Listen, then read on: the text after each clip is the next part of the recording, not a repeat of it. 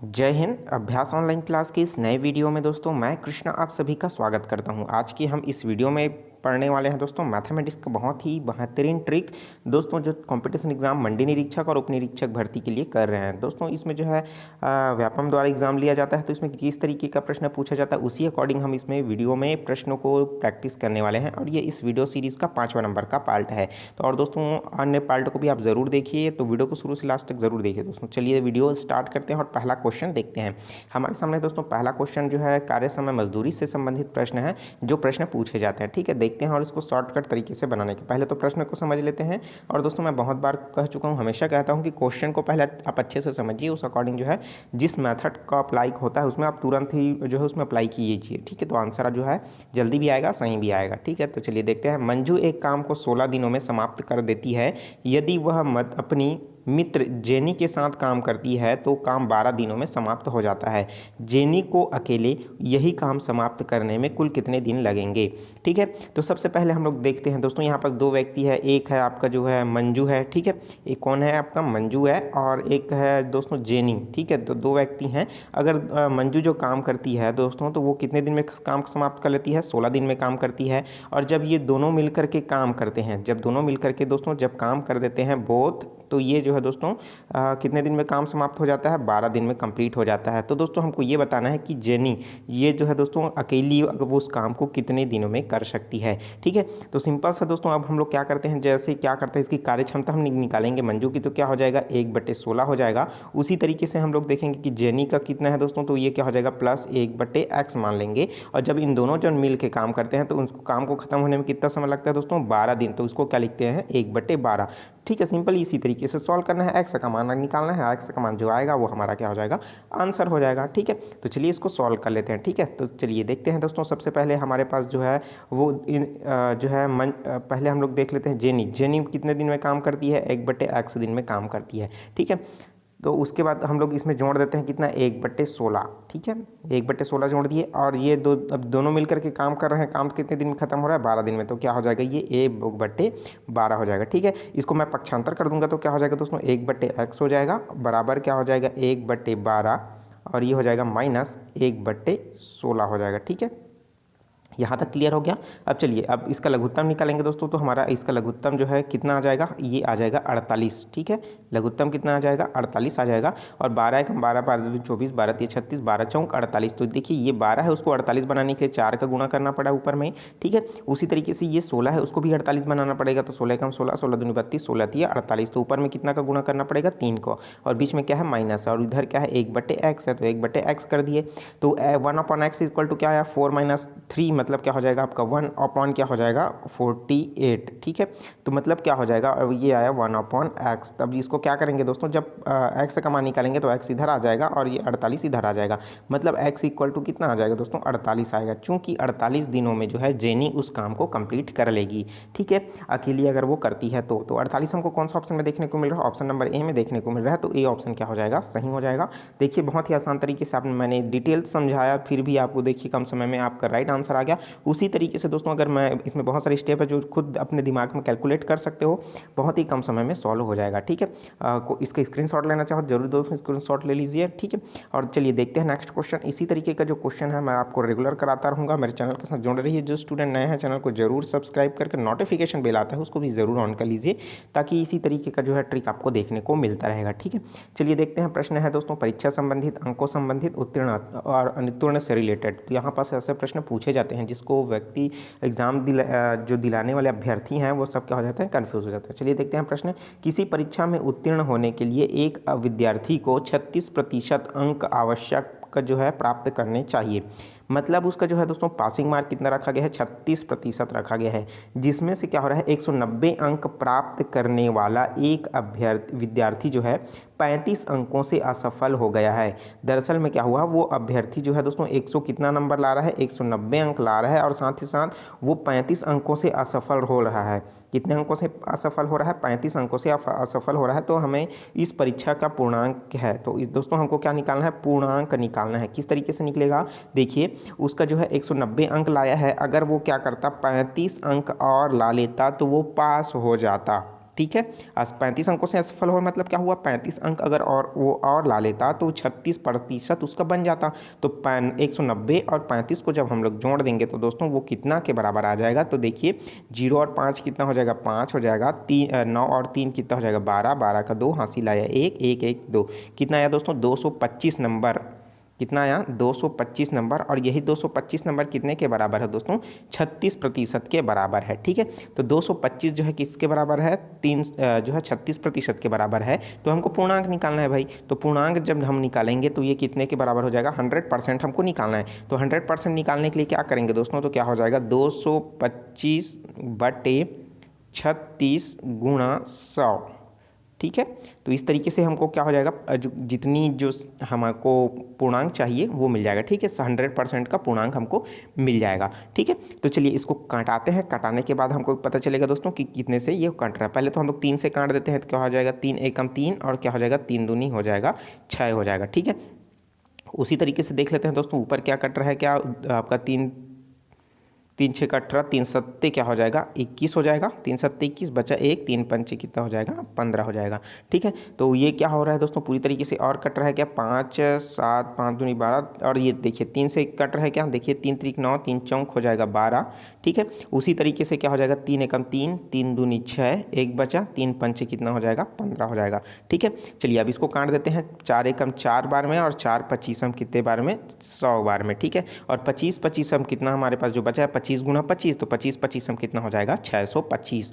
तो 625 जो है दोस्तों वो क्या है 100% के बराबर है, और यही 100% हमारा क्या है पूर्णांक हो जाएगा। और 625 हमको कौन सा ऑप्शन में देखने को मिल रहा है, ऑप्शन नंबर डी में देखने को मिल रहा है, तो डी ऑप्शन क्या हो जाएगा सही हो जाएगा। ठीक है, तो दोस्तों जो आप काटते हो अंश में और हर में तो बिल्कुल सावधानी पूर्वक काटिए, और जो चीज़ बचता है हासिल है उसको भी आप जोड़ते रहिए, नहीं तो थोड़ा सा कैलकुलेशन बिगड़ेगा, आंसर गलत आएगा। ठीक है, तो थोड़ा सा सावधानी बरते रहिएगा उस समय जो एग्ज़ाम हॉल में रफ कार्य जो करते हो। तो ठीक है, तो इसका जो है ये है दोस्तों आंसर। चाहे तो आप इसका जो है पूरी तरीके से स्क्रीनशॉट ले लीजिए, ताकि आप जो है जब भी गैलरी छानो तो अगर आपके सामने अगर ये स्क्रीनशॉट आता है तो आप थोड़ा सा रिवाइज कर लो। ठीक है, चलिए देखते हैं दोस्तों नेक्स्ट क्वेश्चन। नेक्स्ट क्वेश्चन भी बहुत ही सिंपल सा प्रश्न है। देखिए लाभ हानि से संबंधित प्रश्न है। रहीम ने एक टीवी अपने सूचीगत मूल्य से 20% छूट पर खरीदा। यदि उसमें वही 25% छूट पर खरीदा होता तो उसमें से उसे 500 और बचा लेता। तदनुसार रहीम ने यह टीवी कितने में खरीदा। ठीक है, तो यहाँ पास दिया है सूचीगत, जिसको क्या कहा जाता है इंग्लिश में एमआरपी कहा जाता है। देखिए उस टीवी का जो प्रिंट रेट है वो जितना है उसमें से क्या किया है वो 20% छूट में ले लिया है। कितने में खरीद लिया है 20% छूट में खरीदा है। ठीक है, और दोस्तों अगर इसी टीवी को, ये क्या है टीवी है, इसी टीवी को वो क्या खरीदा रहता दोस्तों, वो 25% छूट में खरीदा रहता। ठीक है, देखिए वो बोल रहा है ना 25% छूट में खरीदा रहता, तो यहाँ पास से यहाँ पास तक का जो अंतर है उसको कितना का और फ़ायदा होता, 500 रुपये का और फ़ायदा होता। ठीक है, तो इस तरीके से वो यह बोल रहा है दोस्तों कि टीवी में उसने कितने में खरीदा है। तो देखिए सबसे पहले तो हम लोग ये समझेंगे कि दोस्तों यहाँ पास 20 से लेकर के 25%, इन दोनों में अगर परसेंटेज की बात करें तो कितना परसेंट की बात हो रही है, 5% की बात हो रही है। और यही 5% कितने रुपए के बराबर है दोस्तों, 500 रुपये का लाभ होगा। मतलब 500 रुपये और बचता ना उसके पास, तो यहाँ पास 5% बराबर कितना हो जाएगा 500 रुपये। तो 1% बराबर दोस्तों हमारे पास कितना हो जाएगा, तो हम लोग निकालेंगे दोस्तों, तो ये क्या हो जाएगा, देखिए यहाँ पास जब जैसे निकालेंगे तो ये हो जाएगा दोस्तों हमारे पास 0 0 हो जाएगा और 1 का 1, तो ये क्या हो जाएगा 1% बराबर हमारे पास 100 रुपये हो जाएगा। और चूंकि टीवी का मूल्य कितना है दोस्तों, क्योंकि अंकित मूल्य हमारे पास जो है वो अगर एक्यूरेट बात करें 100, तो ये कितना क्या हो जाएगा दोस्तों 10,000 का हो जाएगा। कैसे, क्योंकि जो हमको ये बताना है दोस्तों कितने में खरीदा, अगर उसका जो है अंकित मूल्य पूछता तो हमारे पास कितना निकालते दोस्तों 100% निकालते, और 100% बराबर क्या हो जाएगा 100 गुना, जब 1% बराबर 100 रुपये है तो 100% बराबर कितना हो जाएगा दोस्तों 0000, मतलब क्या हो जाएगा दोस्तों 10,000 रुपये। ठीक है, 10,000 रुपये उसका एमआरपी है, जिसमें से क्या हुआ है वो 20% छूट ले लिया है। ठीक है, यहाँ पर देख सकते हो आपको 10,000 ऑप्शन में देखने को मिल रहा है, ऑप्शन नंबर सी में। अगर ऑप्शन नंबर सी में टक से टिक लगा दोगे दोस्तों ना और बोलोगे सही बनाए हूँ, वाह वाह सही बनाया हूँ, तो क्या हो जाएगा आपका गलत हो जाएगा। ठीक है, तो इसको प्रश्न को ध्यान से पढ़िए, समझिए। हमको ये पूछा जा रहा है कि वह टीवी कितने में खरीदा है, तो कितने में खरीदा दोस्तों 20% छूट में खरीदा है। 20% छूट मतलब दोस्तों 80% में खरीदा है। जब 1% बराबर जो है 100 रुपये हो रहा है तो 80% बराबर कितना हो जाएगा दोस्तों, 8000 हो जाएगा, क्योंकि 80 में फिर 2 का गुणा कर देंगे ना, क्योंकि 2 जीरो और लगा देंगे, 100 है तो ठीक है। तो 80 मल्टीप्लाई बाई 100 करेंगे तो क्या हो जाएगा आपका 8000 आ जाएगा। 8000 हमको कौन सा ऑप्शन में देखने को मिल रहा है, डी ऑप्शन में, चूंकि डी ऑप्शन जो है सही हो जाएगा। ठीक है, थोड़ा सा सावधानी बरतिए, इस अकॉर्डिंग जो है दोस्तों जितना सावधानी बरत के मैथमेटिक्स बनाओगे उतना सही आपका आंसर आ जाएगा। ठीक है, तो कैसा लग रहा है वीडियो, बिल्कुल कमेंट करके बताइए। वीडियो अच्छा लग रहा हो जरूर लाइक कर दीजिए। ठीक है, चलिए स्क्रीनशॉट जरूर ले लीजिए। देखते हैं नेक्स्ट क्वेश्चन। नेक्स्ट क्वेश्चन है दोस्तों ब्याज से संबंधित प्रश्न है। प्रति वर्ष जो है साधारण ब्याज की दर से उधारी ली गई राशि 5 वर्ष में दोगुनी हो जाती है, तो ब्याज की दर क्या है। सिंपल सा प्रश्न है, प्रति वर्ष जो है साधारण ब्याज की दर से उधारी ली जाती है तो वह राशि 5 वर्षों में दोगुनी हो जाती है। ठीक है, मतलब दोस्तों क्या हो जाएगा, वो हो जाएगा अगर वो 100 रुपये ले रहा है तो वो 5 वर्ष में कितना हो जाएगा दोस्तों, 5 वर्षों में वो सिंपल सी बात है वो 200 हो जाएगा। ठीक है, कितना हो जाएगा, 200 हो जाता है। तो वह ब्याज की दर हमको बताना है। तो दोस्तों इसमें जो है ब्याज कितना हो रहा है, 100 रुपये हो रहा है। ठीक है, ब्याज भी कितना हो रहा है, 100 रुपये हो रहा है, तब तो वो क्या हो रहा है आपका 200 हो रहा है। तो हमको ब्याज निकालना है। ठीक है, तो ब्याज की दर निकालना है। तो देखिए हमारे पास ब्याज कितना आया, 100 आ गया, बिल्कुल ठीक है। और दोस्तों जब ब्याज 100 रुपये आया है, दुगना हो जा रहा है बोल रहे हैं ना, तो वो क्या हो जाएगा, ब्याज हमारे पास 100 आया। ठीक है, तो ब्याज बराबर, और हम जानते हैं साधारण ब्याज बराबर क्या होता है, मूलधन गुणित दर गुणित समय बटे 100। तो हमारे पास क्या हो जाएगा, ये 100 रुपये जो आया है ये वाला ब्याज है। ठीक है, बराबर, अब देखेंगे दोस्तों यहाँ पास मूलधन हमारे पास कितना है, 100 है, और हमारे पास दर हमको नहीं पता, वही हमको क्या करना है, ज्ञात करना है। ब्याज की दर हमको ज्ञात करना है, तो ये हो जाएगा आर हो जाएगा। ठीक है, रेट इंटू क्या हो जाएगा, टाइम हमारे पास कितना दिया है, 5 वर्ष, तो 5 वर्ष हो जाएगा। और साथ ही साथ दोस्तों हम लोग क्या करेंगे, बट्टे कितना हो जाएगा, 100 हो जाएगा। ठीक है, तो 5 देखिए अब हम लोग क्या करेंगे, यहाँ से 100 से क्या हो जाएगा, 100 कट जाएगा, और ये जो 5 दिया है वो 5 कहाँ चला जाएगा दोस्तों, बट्टे में चला जाएगा, और क्या हो जाएगा, 100 बट्टे हो जाएगा 5। तो 5 एक हम 5 दूनी 10, और कितना हो जाएगा दोस्तों, 5 शून्य शून्य। तो दोस्तों कितना आया, 20%। ठीक है, चूंकि ये दर का मान है, आर जो है प्रतिशत से दर्शाते हैं, डिकोड करते हैं आर से, तो ये आर बराबर कितना आया दोस्तों, 20% आया। तो उस प्रतिशत का दर जो है दोस्तों 20% है। 20% हमको कौन सा ऑप्शन में देखने को मिल रहा है, डी ऑप्शन में देखने को मिल रहा है। तो डी ऑप्शन क्या हो जाएगा, सही हो जाएगा। तो मैं उम्मीद करता हूँ इस तरीके का बहुत ही सरल प्रश्न, देखने में तो भारी कठिन लग रहा है दोस्तों, जब आप इसको बनाओगे तो काफ़ी कठिन आपको महसूस होगा, लेकिन जैसे जैसे आप प्रैक्टिस करोगे दोस्तों, अगर आप प्रैक्टिस ही नहीं किए हो और जो है एग्जाम सेंटर में आप पहली बार इस तरीके के क्वेश्चन देखोगे तो थोड़ा सा आपका दिमाग चकरा भी जाएगा, क्वेश्चन को आप स्किप कर दोगे। बल्कि ये बहुत ही चुटकियों में सॉल्व करने वाले प्रश्न होते हैं। जितने भी कॉम्पिटिशन के एग्जाम होते हैं सब ट्रिक से बनते हैं और बहुत ही कम समय में बन जाते हैं। ठीक है, अगर ट्रिक से बनाते हो तो XY बनाओगे तो काफ़ी लंबा बनता है। ठीक है, तो उस चीज़ को आप जो है जरूर ध्यान रखिए। नेक्स्ट क्वेश्चन देखते हैं, बहुत ही सिंपल सा प्रश्न है। देखिए दिया हुआ प्रश्न है, यदि 3 संख्याएं हैं 2:3:5 के अनुपात में हो तो उसमें से योग का दोगुना 100 हो तो तीनों में से सबसे बड़ी संख्या का वर्ग क्या होगा। प्रश्न को घुमा दिया है, संख्या पद्धति का प्रश्न है। ठीक है, क्योंकि यहाँ पर ये वाला प्रश्न जो है पूछा जा चुका है व्यापम में, तो इसी कारण ये प्रश्न को उठाया हूँ, क्योंकि प्रश्न थोड़ा घुमावदार आपको जरूर लगेगा। देखिए ये प्रश्न पहले समझिए कि इसमें ये बोल रहा है दोस्तों कि जो 3 संख्याएं हैं 2:3:5 के अनुपात में हैं तो उसके योग का दुगुना, देखिए सभी को अगर आप वो संख्याएं हैं अगर आप सभी को जोड़ देते हो तो उनका जो योग है, जैसे तीनों संख्याओं को अगर आप जोड़ रहे हो, देखिए अनुपात में क्या लिखोगे, इसको x मानोगे तो 2x + 3x प्लस हो जाएगा 5x। अगर इन सभी को जोड़ते हो दोस्तों तो जितना भी आएगा, देखिए 5 हो जाएगा, देखिए 3 2 5 5 5 10, तो मतलब 10x, मतलब जो भी आ जाएगा तो इसका दुगना हो जाएगा। ठीक है, तो 10 दूनी कितना हो जाएगा, वो आपका 20x हो जाएगा। ठीक है, और यही 20x जो है दोस्तों कितने के बराबर है, ये हो जाएगा दोगुना जो है 100 हो जाता है। मतलब दोगुना 100 हो रहा है तो मतलब पुराना जो है दोस्तों 100 ही होगा। ठीक है, तभी तो उसका दुगुना कितना हो जाएगा, 100 हो तो। ठीक है, तो इस तरीके से क्या हो रहा है, पैटर्न पूछ रहा है, आपको समझना होगा। ठीक है, तो इस तरीके से जो दुगुना है वो दोस्तों कितना हो जाएगा, 100 हो जाएगा। तो हमको क्या निकालना है, तो तीनों में से सबसे बड़ी संख्या का वर्ग क्या होगा। ठीक है, सबसे बड़ी संख्या का वर्ग क्या होगा। तो दोस्तों इस तरीके से हमारे पास कितना है, 100 है, और हमारे पास देखेंगे तो इस तरीके से। ठीक है, तो यहाँ पास क्या हो रहा है, देखिए अब जो 20x है वो कितने के बराबर है, 100 के बराबर है, तो ये इक्वल ले लेते हैं यहीं पास से। तो 20 को जब मैं पक्षांतर करूँगा तो 20 बट्टे में आ जाएगा। ठीक है, तो 20 एकम 20 और क्या हो जाएगा 20 पंचे 100। तो x बराबर मेरे पास कितना आया दोस्तों, 5 आ गया।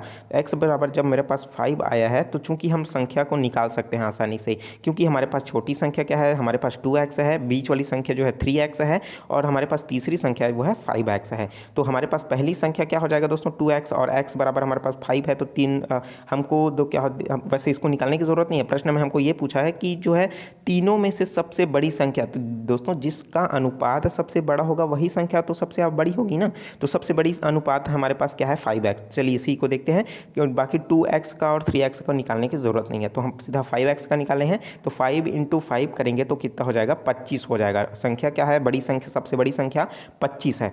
लेकिन हमको आंसर क्या हो जाएगा ए ऑप्शन में देखने को मिल रहा है। अगर आप ए ऑप्शन में फट से टिक लगा दोगे तो बिल्कुल गलत हो जाएगा, क्योंकि प्रश्न में तो पूछा ही नहीं है ना सबसे बड़ी संख्या ज्ञात करो। वो पूछ रहा है तीनों में से सबसे बड़ी संख्या का वर्ग। सबसे बड़ी संख्या हमारे पास 25 और 25 का हम लोग क्या निकालना है वर्ग। चूंकि 25 का वर्ग 25 25 625 होता है, तो 625 हमको डी ऑप्शन में देखने को मिल रहा है। तो डी ऑप्शन क्या हो जाएगा, सही हो जाएगा। तो मैं हमेशा दोस्तों सचेत कर रहा हूँ कि प्रश्न को समझिए, प्रश्न में पूछ क्या रहा है उसको निकालिए। अगर दूसरा निकालोगे तो क्वेश्चन आपका गलत हो जाएगा। हड़बड़ी बिल्कुल भी नहीं करनी है, ठीक है। और इसी में आपका बीच वाला का पूछता तो बीच का निकाल देते, और ठीक है पहला छोटी और बड़ी के बीच का अंतर पूछ लेता तो ये भी आप आसानी से निकाल ला सकते थे, क्योंकि दोस्तों क्यों हमको पता चल चुका है दोस्तों कि वो संख्याएं कौन कौन सी है। तो पहला तो क्या हो जाएगा 5 दूनी 10, पहली संख्या क्या हो जाएगी आपकी 10 हो जाएगी। दूसरी अगर बोलें तो 3 पंचे कितना हो जाएगा आपका 15 हो जाएगा, और जो तीसरी संख्या है वो क्या हो जाएगा 5 × 25। तो इस तरीके से दोस्तों ये जो पूरी संख्याएं हैं, ठीक है।